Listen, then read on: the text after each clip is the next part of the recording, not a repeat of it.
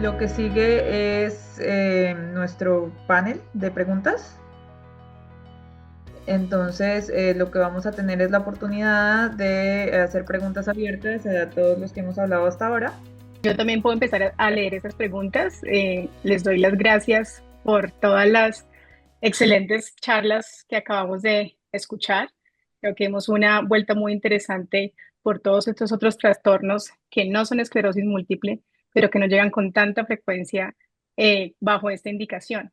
Y es ver cómo este flavor o este sabor de la neuroinmunología va a estar evidenciado en estas diferentes condiciones. Tengo diferentes preguntas preparadas. No sé si voy a empezar a hacer algunas de ellas mientras que las otras personas se animan a hacer preguntas en el chat. Y la primera pregunta que tenía para ustedes es una pregunta muy clínica y siempre que estamos evaluando nuevos criterios diagnósticos y nos están diciendo que de pronto la enfermedad que previamente no se habían diagnosticado ya no se llama como la habían llamado antes, nos hablan de estas banderas rojas. Muchos de ustedes mencionaron estas banderas rojas de diagnóstico en las charlas, pero quisiera escucharlos nuevamente.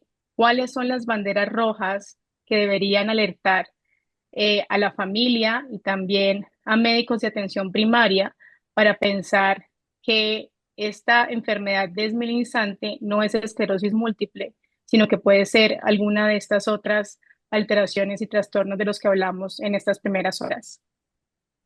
O sea, Les puedo decir podemos que comenzar desde el espectro de edades, desde la parte pediátrica a la parte aguda, a la parte adulta. Entonces, podemos preguntarle a la doctora Tenenbaum qué opina de esa situación, sobre todo en la parte pediátrica. Bueno, la pregunta es muy interesante porque creo que el abanico de planteo diagnósticos diferenciales son absolutamente distintos en el paciente pediátrico, en el adolescente y en el paciente adulto, incluso la tercera edad. En el caso del paciente pediátrico, el interrogatorio inicial cuando uno recibe al chico es la velocidad de instalación del déficit, del síntoma. Eso es clave. Y esa pregunta la contestan los padres. Tienen más o menos en claro a qué hora empezó y por qué lo está trayendo, porque está con el mayor déficit en horas. Entonces es difícil que eso se trate de un fenómeno inflamatorio, desmielinizante. Eso no surge así inmediatamente la neuroimagen porque lo más probable es que haya un mecanismo vascular involucrado y el enfoque de tratamiento es totalmente distinto. Si en cambio el paciente está llevando días donde fue agregando sintomatología, aunque sean pocos días, y llega cuando tiene el acné o el mayor déficit de la conciencia o el déficit motor o el déficit visual, eso amerita que lo estudiemos completamente para poder acertar cuál de las enfermedades inflamatorias desmielinizantes corresponde a este chico. Pero los dos, digamos, me parece grupos fundamentales es la patología vascular por un lado, que tiene un abordaje distinto terapéutico, y la patología neuroinflamatoria, completamente distinta, aunque al ingreso no podamos decirle el nombre y apellido de la enfermedad. Lo importante es cómo evaluamos completamente al chico, cómo descartamos lo infeccioso, si quedó claro que no era vascular, cómo no hay ningún germen, bacteria, virus o lo que fuera involucrado, para poder largar entonces el tratamiento inmune, el de rescate, porque eso es clave para recuperar lo funcional. Después viene la segunda etapa, que es pensar si necesitamos algún preventivo de recaídas, si el paciente tiene signos de riesgo para recaer o nada cuando es una enfermedad monofásica. Me parece que ese sería como el abordaje más grosero. Luego están los detalles de la neuroimagen, que podríamos hablar horas de ello, y un poco los estuvimos mostrando. La resonancia es fundamental para orientarnos a un diagnóstico u otro. Ahora dejo a las colegas de adultos para que sigan con el abanico de diferentes diagnósticos. Bueno, yo puedo intervenir ahí también para enfatizar el punto que hice más temprano. La evolución temporal de los síntomas es clave, como decías también en los adultos, porque si los síntomas son muy rápidos, en cuestión de minutos o pocas horas hasta que son máximos, o si son máximos desde el segundo que empiezan, empieza uno a preguntarse si es un problema vascular como una trombosis o una isquemia del cordón espinal.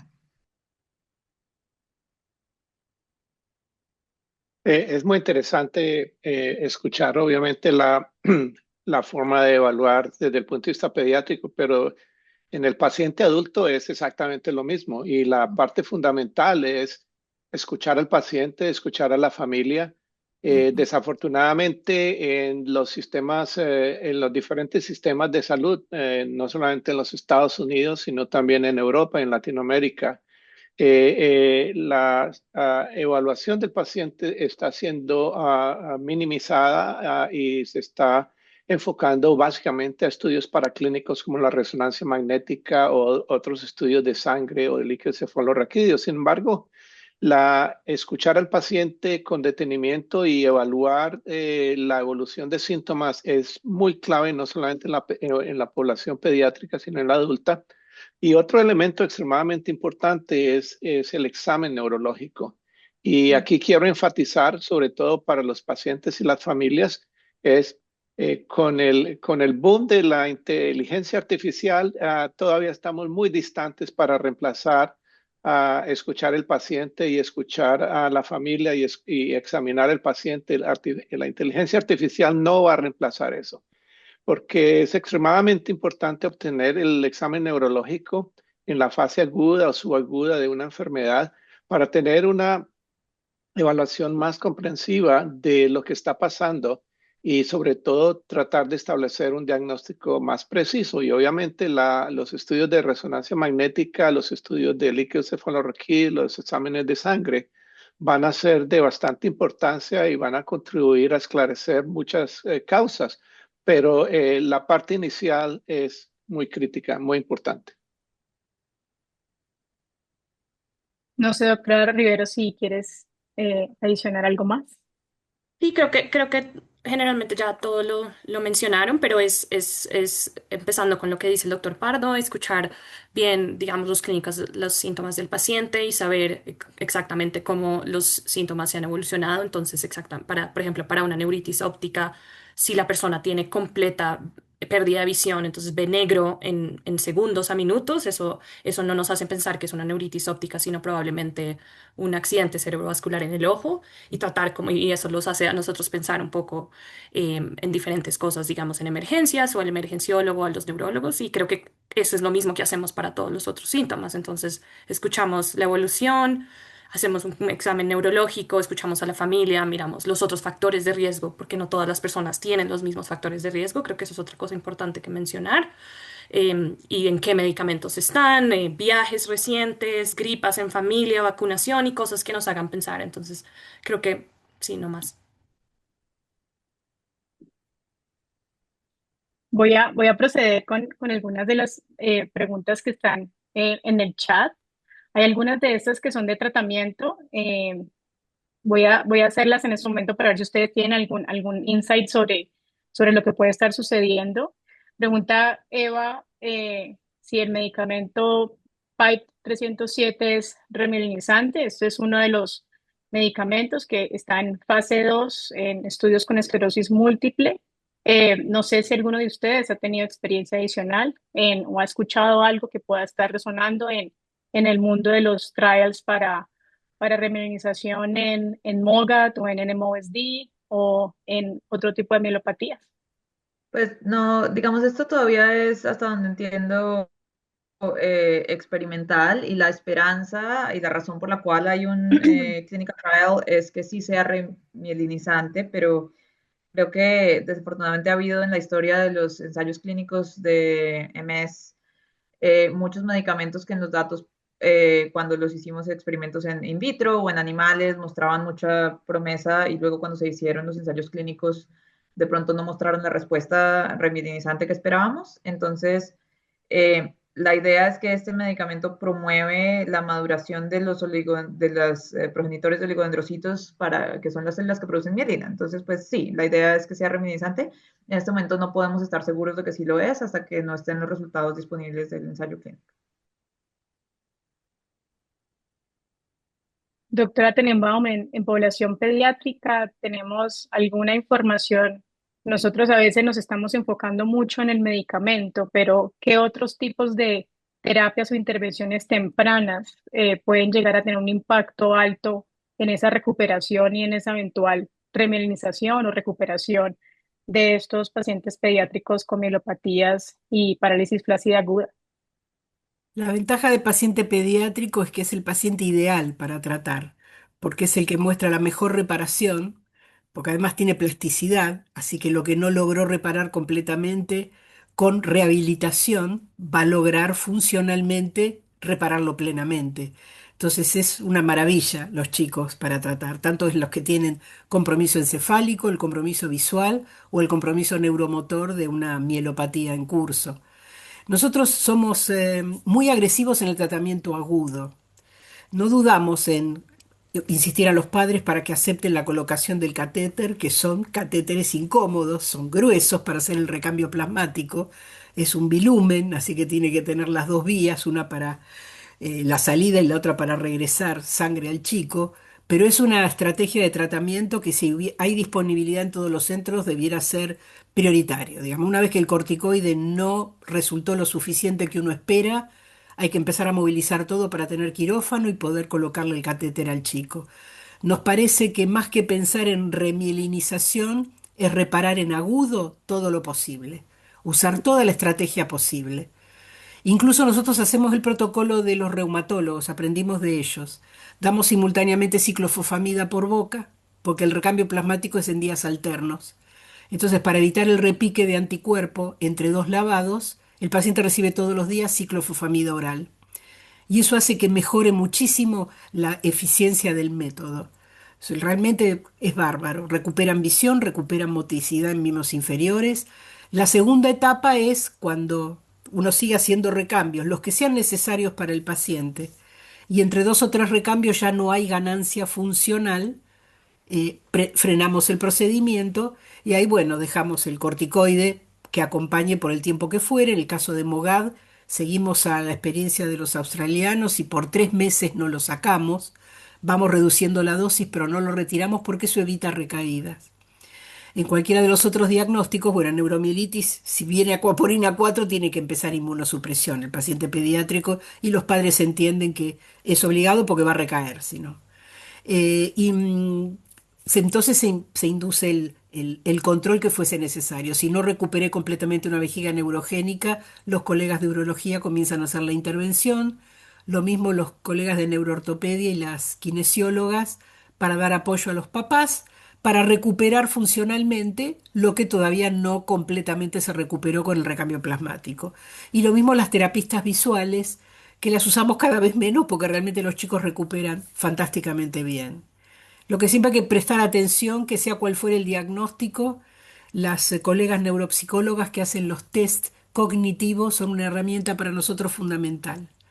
Lo pedimos después que se sale de la etapa aguda, pero es una herramienta que nos ayuda a intervenir cuando es necesario, con el apoyo psicopedagógico y a veces con medicaciones para mejorar aspectos como la atención. Todo es importante para que el chico se inserte lo más normal posible otra vez en la misma vida que tenía antes. Nada más. Hablé mucho ya.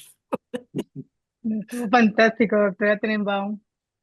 En esa misma línea de pensamiento, yo creo que cuando estamos viendo al paciente adulto, muchas veces no solamente la persona, sino la familia y sus cuidadores están preguntando cómo va a ser esa recuperación escalonada. Nosotros sabemos que hay unos síntomas, Paula nos hablaba que no todas las mielopatías son iguales, tenemos predominantemente algunos síntomas sensitivos, otros muy motores, unos que ahora tienen bastante disfunción esfintérica. ¿Qué le podríamos decir a nuestra comunidad que cómo esperaríamos esa recuperación sintomática? ¿Qué síntomas tienden a recuperar más rápidamente? Si la persona llegó con una paraparesia flácida, ¿qué sintomatología esperaría yo que recupere más rápidamente y qué síntomas se van a demorar más en recuperarse? Lo que ocurre es que la parálisis flácida generalmente es viral. En los chicos el patrón que hemos recibido es el de los miembros superiores. Somos igual, los tratamos con inmunoterapia cuando, además del sector que fue agredido por el virus, tiene un fenómeno inflamatorio por arriba o por debajo de ese segmento medular. Entonces había chicos que además tenían una paraparesia, además de su plejía de miembros superiores, y con la corticoides o el recambio plasmático recuperaron totalmente el compromiso motor de miembros inferiores. Entonces están independientes, deambulan por sí solos, recuperaron control esfinteriano, pero lamentablemente en parálisis flácida por el D68, el enterovirus D68, la incapacidad funcional de los bracitos no se recupera. Es muy poquito lo que puede mejorar, porque esto es una agresión directa en el cordón medular. Así que sería de las entidades la que tiene el peor pronóstico. Pero igual siento que hay algo por hacer, ¿me entiendes? Uno reduce la extensión de la agresión viral pudiendo atacar solamente el epifenómeno inflamatorio. Pero bueno, luego se embarcan en apoyo con terapista ocupacional, con rehabilitación kinésica. Tengo varios chicos en seguimiento que han logrado una vida muy independiente y logran muy buena actividad motora con sus pies, haciendo todo aquello que no pueden hacer con sus brazos. Y sobre todo la independencia respiratoria. Poder destetarlos del respirador es fundamental. Porque si además de un chico limitado motrizmente lo tienes dependiente sobre todo para dormir o durante el día también a un aparato de apoyo de oxígeno, los limita muchísimo más. Y uno les quiere dar independencia en su vida. Eso es clave.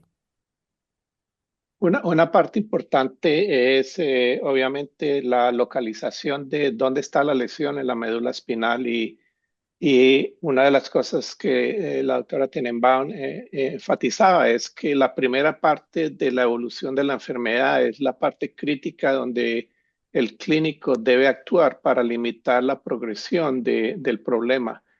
Y aquí, desafortunadamente, elementos de pronosticar cuál va a ser la velocidad de mejoría es extremadamente difícil. Y eso depende de muchos factores. Depende del tiempo entre la iniciación de síntomas e iniciación de tratamiento. Depende de la característica de la enfermedad y depende sobre todo de cómo está respondiendo cada paciente a los tratamientos que están implementados. Entonces, desafortunadamente es un poquito riesgoso establecer un parámetro de tiempo de recuperación. Y el mensaje que nosotros siempre le damos a nuestros pacientes es que la recuperación va a continuar no por un mes, no por 2 meses, pero va a continuar en una forma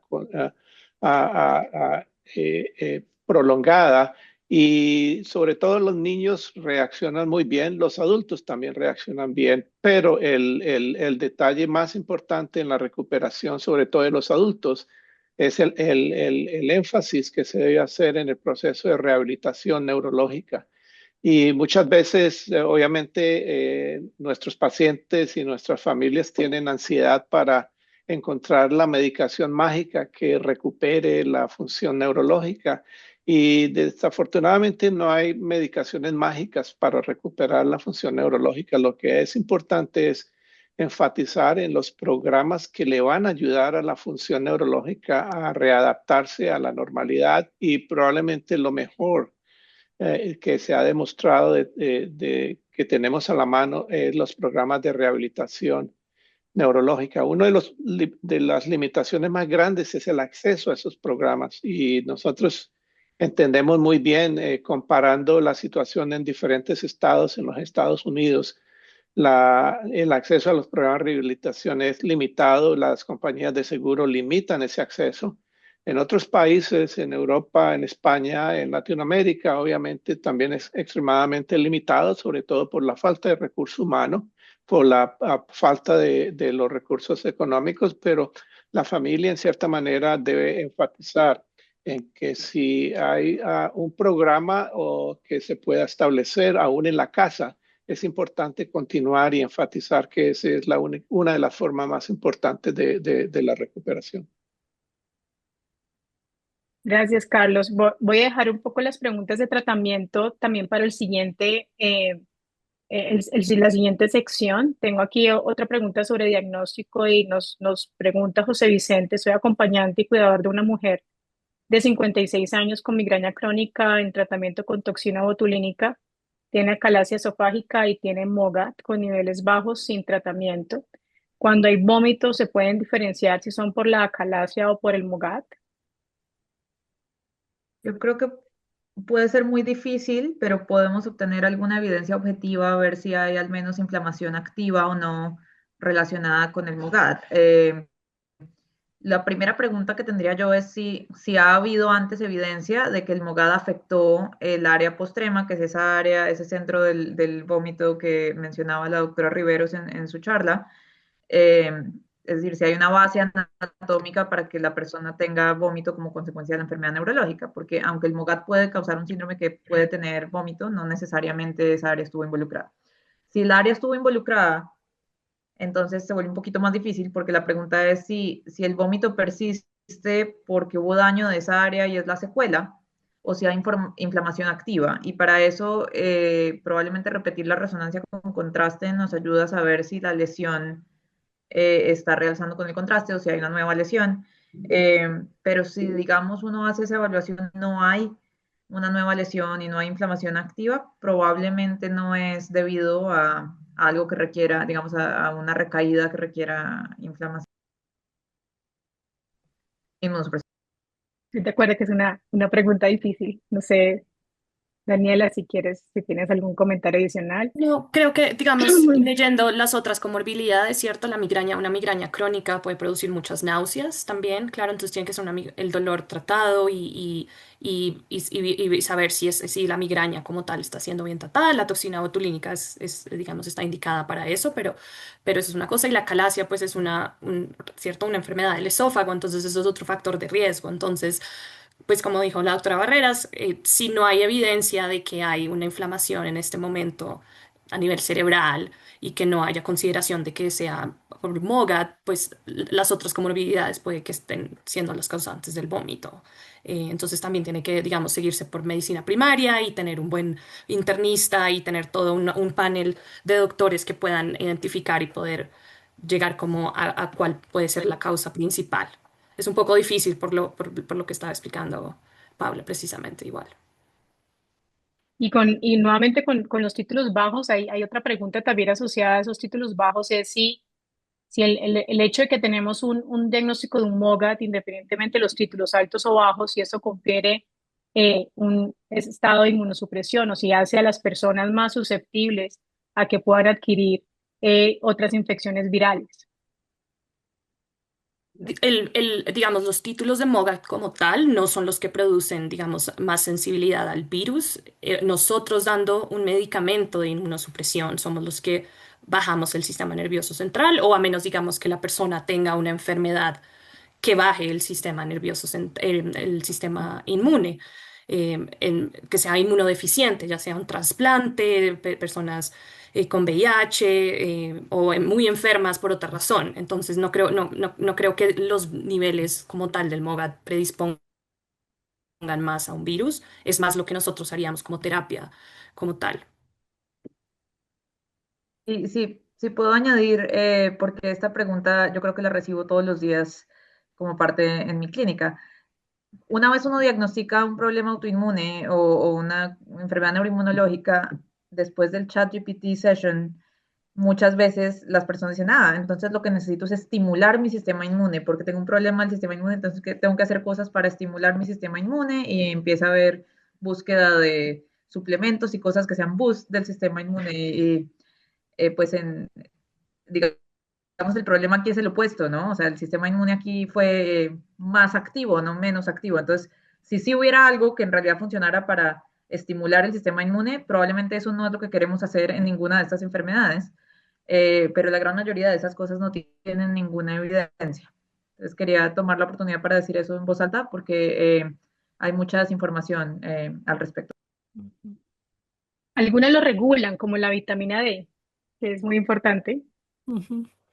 Pero estoy de acuerdo que hay que tener mucha caución con el tipo de esos inmunoreguladores que muchas veces nos ofrecen para tratar de mantener un sistema inmunológico un poco más saludable. Hay en el chat dos preguntas con respecto a tratamiento que están hablando sobre el uso de medicamentos monoclonales antirreceptor de interleuquina 6.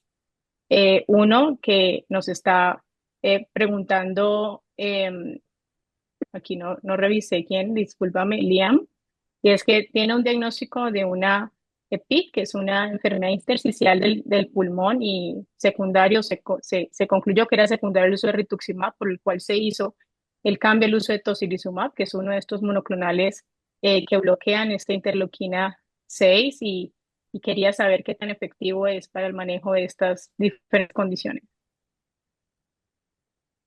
El bloqueo de interleuquina es un mecanismo o una acción farmacológica que ayuda a muchas enfermedades autoinmunes. La interleuquina 6 es una interleuquina, una citoquina que es común a muchos mecanismos de autoinmunidad y reacción inmunológica, de tal manera que bloqueando la acción de la interleuquina, ya sea directamente la interleuquina o el receptor de la interleuquina, va a ser de mucho beneficio para muchas enfermedades autoinmunes o aún para muchas enfermedades mediadas por el sistema inmune. En esos momentos, yo pienso que muchas de las observaciones con este tratamiento de bloqueo de interleuquina 6, sobre todo cuando hay una combinación de diferentes enfermedades autoinmunes, es básicamente una experiencia anecdotaria que está basada en cómo el paciente está respondiendo, porque en muchas de esas enfermedades raras no hay la oportunidad de traer un grupo grande para observar cuál es el efecto.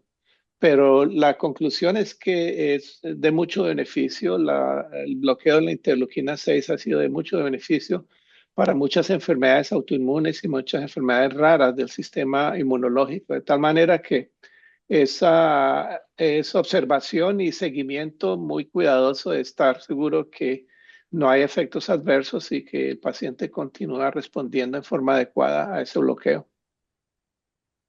También a mí puedo agregar ahí, no sé si la doctora Reyes de pronto va a hablar más de eso después, pero para enfermedad de MOGAD como tal, ahorita hay dos ensayos clínicos que están activos, que es COSMOG, que es rosanolizumab, y está Meteoroid, que está con satralizumab, que es uno de estos de interleuquina 6, pero en este momento no hay terapia por la FDA aprobada. Entonces, digamos, base en resultados de estos ensayos clínicos, probablemente nuevas terapias, por ejemplo, para MOGAD como tal, van a ser aprobadas en los próximos años. Y para neuromielitis óptica, pues sí, ahí ya tenemos varias terapias aprobadas, entonces también son cosas que hemos visto, digamos, en los últimos años y es bueno mencionar que estos ensayos clínicos toman un tiempo y toman un tiempo en sacar los resultados para que nosotros podamos usarlos en los pacientes, digamos.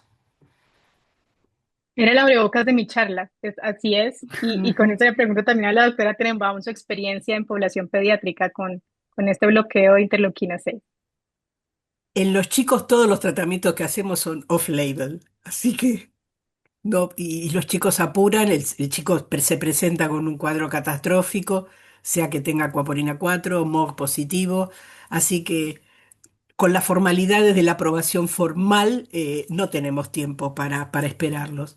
Estamos usando mucho bloqueantes de receptor de interleuquina 6, sobre todo tocilizumab, porque el costo es más accesible para nosotros que el satralizumab. Los dos son muy efectivos. Usamos entonces más tocilizumab porque es rápido el inicio de acción. Y eso es una ventaja enorme contra otros inmunosupresores que se han venido usando en MOGAD recurrente, como el rituximab, que tiene una latencia, digamos, que tiene un gap para empezar su efecto inmunosupresor que no tiene el tocilizumab, empieza rápidamente a actuar. Entonces hay un fenotipo de MOGAD donde también hay encefalopatía, que no es la encefalomielitis, sino la encefalitis cortical. Es el segundo marcador de encefalitis autoinmune cortical con mucho estatus epiléptico. Entonces, luego de corticoides y de lavar al paciente con recambio plasmático, frecuentemente en este momento estamos usando tocilizumab, el bloqueante del receptor de interleuquina 6, para estabilizar al paciente y evaluar en el seguimiento si requiere continuar la inmunosupresión, pero nos permite consolidar la recuperación y cortar la encefalitis de esa manera. Y en MOGAD recurrente, sobre todo en las neuritis ópticas, que no responden bien ni a gamma globulina como mantenimiento, ni a rituximab con o sin gamma globulina de mantenimiento, estamos viendo que resulta muy bueno también el uso del tocilizumab. Lo estamos usando mucho en pediatría, absolutamente fuera de etiqueta, off-label, pero siempre hemos actuado así los pediatras. Y después sale la evidencia, doctora, y entonces es maravilloso. Tal cual. Sí. Cindy Barrera pregunta, soy paciente con enfermedad de espectro de neuromielitis óptica seronegativa. Me cambiaron la dosis de rituximab de cada 6 a cada 3 meses y quedé con adormecimiento en extremidades inferiores, pero me he dado cuenta que no siento mucho la temperatura en mis pies y mi dolor medular ha aumentado. Estos síntomas pueden presentarse por estrés, adicional a ser seronegativo, ¿qué significan? Adicional al ser negativo, ¿qué significan los síntomas? Muchas gracias por estos espacios. Bueno, yo creo que podemos aprovechar para describir el concepto de de una pseudo recaída. Y es que a veces después del ataque inicial, al cordón espinal, bien sea por mielitis transversa o por MOGAD o por NMO, hay síntomas que no se recuperan necesariamente. Entonces, digamos, si alguien tiene algún grado de dolor o de adormecimiento o incluso debilidad, si hay algo que estresa el cuerpo, eso puede producir temporalmente que los síntomas viejos se sientan peor. Algo que estresa el cuerpo, me refiero a una fiebre, una infección, inclusive malestar general que puede seguir a una vacuna, a veces estar expuesto a mucho calor o deshidratación o fatiga inusual porque se hizo mucho ejercicio. Este tipo de cosas pueden hacer que los síntomas viejos se sientan temporalmente peor, pero no son una recaída real en el sentido en que muchas veces uno mira la resonancia y no hay una nueva lesión, no hay realce con el contraste, haces un examen neurológico y el examen neurológico realmente usualmente está estable y lo que hay es un grado relativamente menor de fluctuación en los síntomas. Entonces, sí, si es eso, si son síntomas viejos que se sienten un poquito peor, eso podría ser estrés, digamos, en el sentido general de la palabra, pero no saltaría yo a la conclusión de que estrés emocional leve automáticamente es la explicación sin una evaluación. Es decir, si es un cambio significativo, amerita una evaluación para ver que no sea, digamos, una recaída real. Nosotros, al menos en mi práctica, no usamos el rituximab cada 3 meses porque hemos aprendido que usualmente cada 6 meses, inclusive menos frecuente que eso, es suficiente para mantener las células B suprimidas en cero. Depende de la dosis. Hay otras escuelas, digamos, los reumatólogos y los oncólogos que usan rituximab usan dosis menores, más frecuentes a veces. Nosotros usamos 1000 miligramos muchas veces con doble dosis en el día 1 y a las 2 semanas. Si se usa de esa manera, no es necesario hacerlo cada 3 meses. Entonces, se me hace improbable que la causa del síntoma sea el cambio en la frecuencia. Nosotros en los chicos, si la respuesta al rituximab no es la que esperamos, y llegado a los 6 meses, que en general tratamos de hacerlo así, secuenciado cada 6, el paciente tiene antes de llegar a ese momento una sintomatología que supone una recaída, se mide el CD19. Si el paciente repobló, es un repoblador rápido, realmente los chicos a veces lo son. Así que la sugerencia a este paciente es que habría que evaluar si los síntomas que tiene, si son inflamatorios y de reactivación, si tiene un CD19 en cero, es porque no está respondiendo al rituximab, porque está con recaída, aún con buen impacto terapéutico del rituximab. Entonces hay que cambiar el tratamiento en lugar de adelantar la dosis. En los chicos tratamos de no cargarlos con más dosis anuales y estamos haciendo lo que dice la doctora Paula. Muchas veces chequeando el C19 nos permite extender los intervalos y dar cada 8 meses la siguiente dosis o cada 9 meses, y eso ahorra inmunosupresión sin ponerlo a riesgo de recaída. Creo que ya nos acercamos a las 2:30. No sé si en este momento hacemos la pausa, si dejamos igual algunas de estas preguntas, las tendremos en cuenta para irlas contestando dentro de las siguientes conferencias, para que sigamos muy juiciosos con nuestro timing y nuestro horario. Muchas gracias a todos por la participación en la discusión y entonces esperamos más preguntas para más tarde.